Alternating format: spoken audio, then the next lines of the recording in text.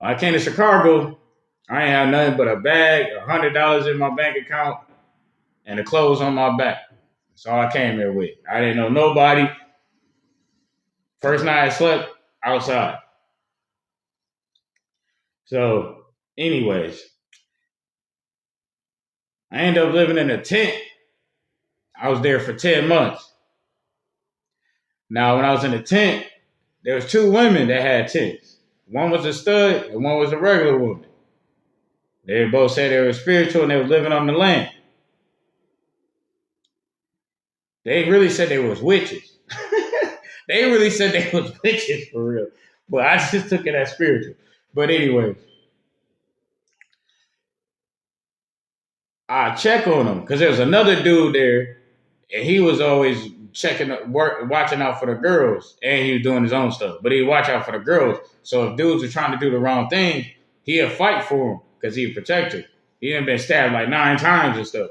But I also let him know the two girls, because there was 3 of them actually. 3 of them. 2 girls and 1 stud. 3 of them. And I was like, well, if y'all need me, I'll help you out. But I'm going to try to talk before I have to fight. Because I don't even know nobody. They got gangs here. Everybody running around with guns. I don't have no weapons. I'm just the best fighter. Take it how you want to. So there's times where they'll wake up outside their tent and there'll be a whole dude. There'll be a dude just sleeping on the ground right by their stuff. They'll call for me. The big chief, Brandon, the big chief. I wake up, come out. Hey, he out here, he won't leave from in front of my tent. I told him he need to move. He talking crazy to me, talking about what I'm going to do. They out there got their knives. You feel me? So I'm like, hey, man, like, go somewhere else. You feel me? Like, why you going to lay right here, bro? It's all this land you could be at. You want to be right here. You know it's a woman in that tent. Wait. And she talking about, you better get away. I'm like, dude, she holding 2 knives looking at you. I'm not going to stop her. But if you try to do something, I'm going to knock you out. Like, I had to let her know. Like, when I hit you, it's over. Like, so I had to do that a couple times, but I ain't never had to hit nobody because they be having their knives, and I'm already like, hey, I'm showing them my knuckles. Like, hey, man, I'm letting you know, like, these ain't no regular knuckles, bro. Like, you don't want these, bro. Your teeth is not going to be there no more. So then they're gone. Now, the reason why I'm pointing this out, I was there with them for 10 months, right? So I got my place now and stuff, right? So when I first moved in here, I walk around at like 3 o'clock at like 1 in the morning, 3 in the morning, 5 in the morning. I walk around here because I needed to know who was out here selling the wrong drugs, who was out here using the wrong drugs, who was out here on the streets, who was out here breaking in cars, who was stealing. I needed to know. So I walk around during them times. Now, by doing so, I end up meeting homeless people, right? Because they're the ones that's up, right? So I had a pack of cigarettes, right? So, you know, you can sell singles, right, for $1, right? People be doing that, right? So what I did was I had a pack of cigarettes. I'd walk around, and then I'd be like, they'll be like, hey, man, you got to smoke? I'd be like, $1. They'd be like, oh, man, I ain't got $1. I'm like, I already know they homeless. They just ain't going to say it. So I'd be like, it's cool, man. I already know what it's like to need a cigarette. Somebody not give you one. So boom, here you go. And they'd be like, oh, man, thanks. And I'm like, yeah, because, you know, we smoke tobacco to keep from doing stuff because you're trying to deal with your nerves. So people be surprised, like giving somebody a cigarette, giving somebody $1 could save a lot of things from happening. But people so selfish and ignorant, they don't even know this. So they smoke cigarettes. So now I'm like, forget it. I gave away a square. I might as well smoke one. So now I'm smoking one. They smoking one. You feel me? So now we talking. I'm letting them know, like, yeah, I live out here. You feel me? I'm just a couple females I seen that's out here. They be like, yeah, we know. I'm like, right. Well, I'll be letting them know, like, if they need help, just holler, and then I'm gonna show up. And if the dude's doing the wrong thing, I'm gonna beat him up.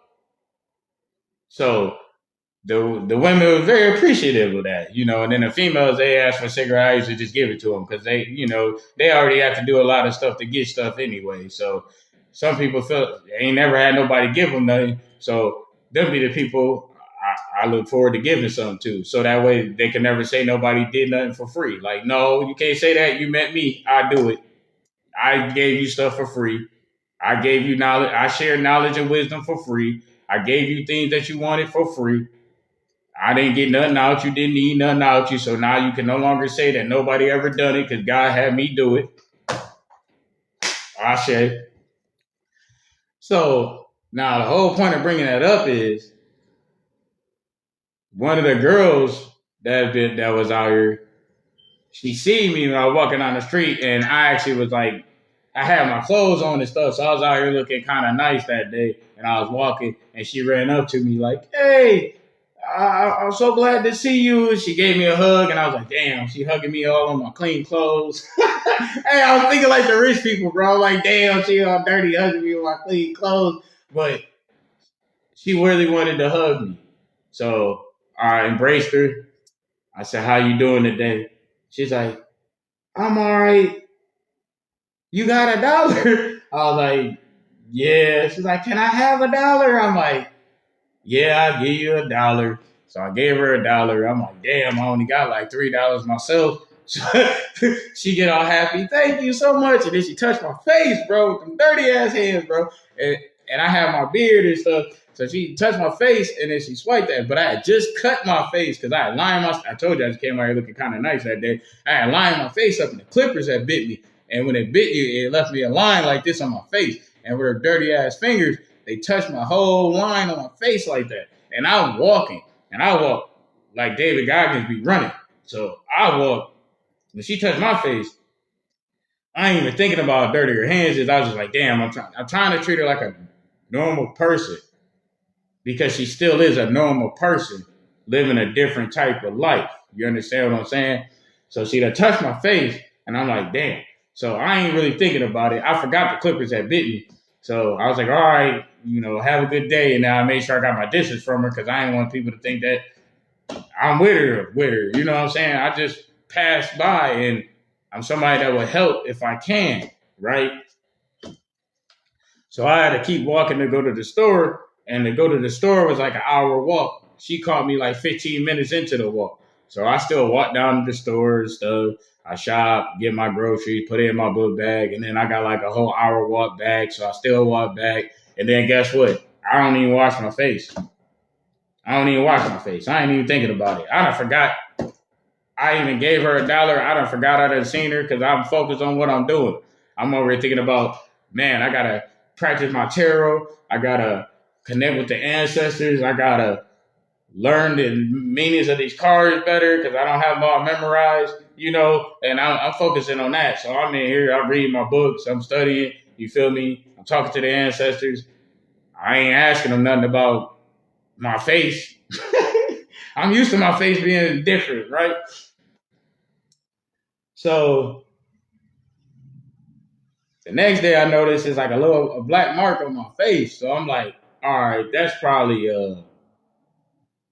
my beard because I have my beard growing at different levels because my face is different levels. You feel me? Because it's still healing. So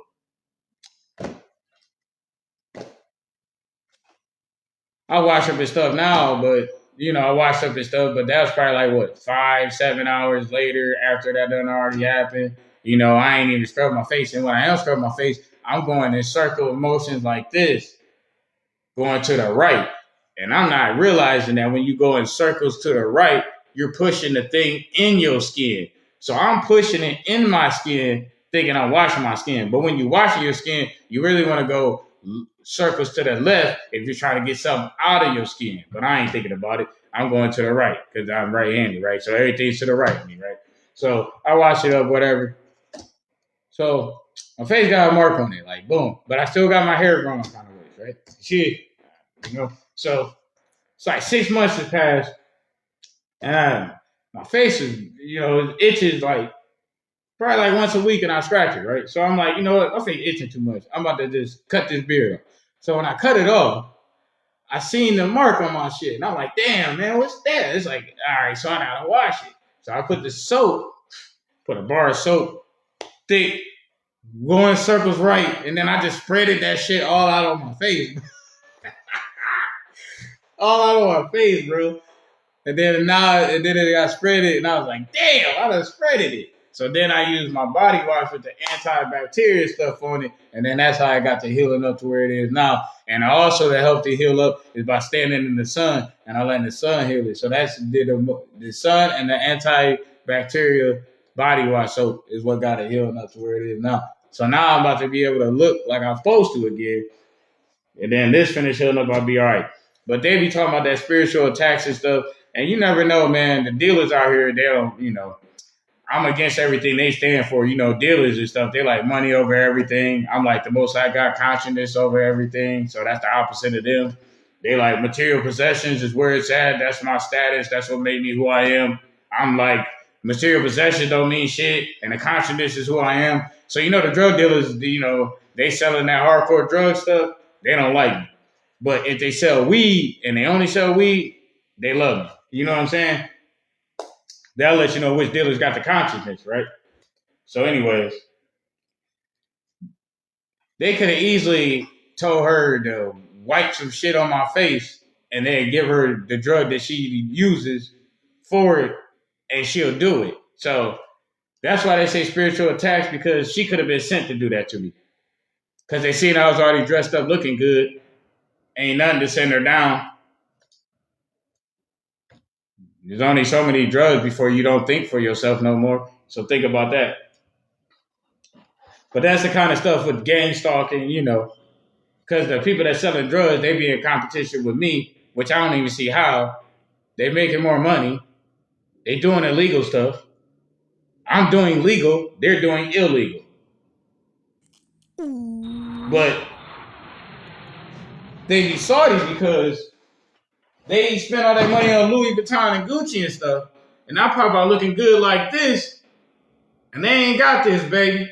You feel me? And it says Ascended Consciousness Connection. I'm already walking around with the black chief on it, talking about spiritual conscious on the back. So they Saudi. Everybody's like, oh my God, that's dope. Who made that? They looking at it like that. That's the black people that's looking at it like that. Now, them other nationalities look at it and be side-eyeing like, oh, a black chief. And I'd be like, you damn right, because I'm the big chief. So, back to drawing. Oh, yeah, let's see what else we got over here. Quote, the big. Yeah, but this lady, it's like, what they call the fiends? You know what I mean? Like the heroin addict, crackheads, meth head people. They be digging around in trash cans and they be having oil, dirt, and ashes all in their fingernails.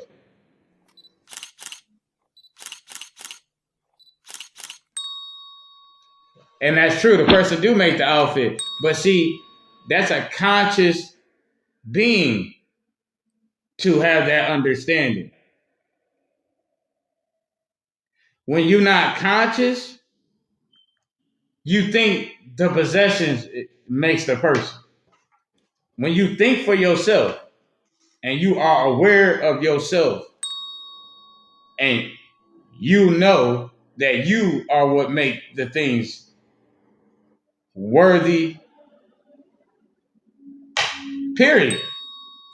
Ain't no views without the viewer.